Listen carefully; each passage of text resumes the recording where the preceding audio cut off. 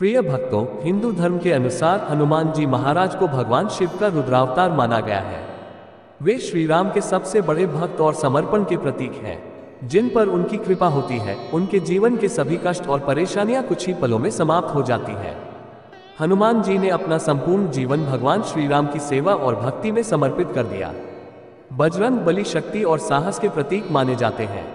ऐसा माना जाता है कि जो भक्त हनुमान जी की नित्य पूजा और आराधना करते हैं, वे शीघ्र प्रसन्न होकर अपने भक्तों की हर मनोकामना पूरी करते हैं। आज हम आपको एक अत्यंत शक्तिशाली हनुमान मंत्र सुनाने जा रहे हैं। इस मंत्र का 108 बार जाप या श्रवण करने से आपके परिवार और बच्चों पर कोई संकट नहीं आएगा। आपके मनचाहे फल और वरदान की प्राप्ति होगी। माता पिता और बच्चों का स्वास्थ्य सदैव उत्तम रहेगा। घर में सुख शांति बनी रहेगी और सभी आपसी कलेश समाप्त हो जाएंगे। व्यवसाय और कारोबार में निरंतर वृद्धि होगी। जीवन में धन धान्य की कोई कमी नहीं रहेगी। यह मंत्र 108 बार पूर्ण श्रद्धा के साथ जाप करना है। यदि आप किसी कारणवश स्वयं जाप नहीं कर पाते, तो इस मंत्र को अपने घर या दुकान पर मोबाइल पर चलाकर 108 बार सुन सकते हैं।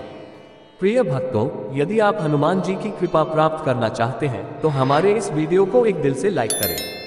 हमारे चैनल को सब्सक्राइब करें और कमेंट में बालाजी महाराज की जय अवश्य लिखें। इससे हनुमान जी के चरणों में आपकी हाजिरी लग जाएगी। तो भक्तों, मंत्र कुछ इस प्रकार है। ओम भीम हनुमते श्री राम दूताय नमः। ओम भीम हनुमते श्री राम दूताय नमः। ओम भीम हनुमते श्री राम दूताय नमः। ओम भीम हनुमते श्री राम दूताय नमः। ओम भीम हनुमते श्री राम दूताय नमः। ओम भीम हनुमते श्री राम दूताय नमः। ओम भीम हनुमते श्री राम दूताय नमः।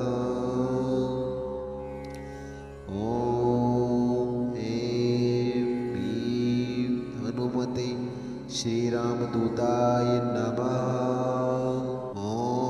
ओम भीम हनुमते श्री राम दूताय नमः। ओम भीम हनुमते श्री राम दूताय नमः।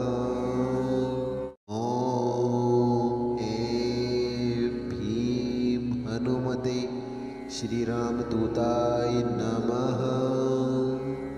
ओम भीम हनुमते श्री राम दूताय नमः। ओम भीम हनुमते श्री राम दूताय नमः। ओम भीम हनुमते श्री राम दूताय नमः।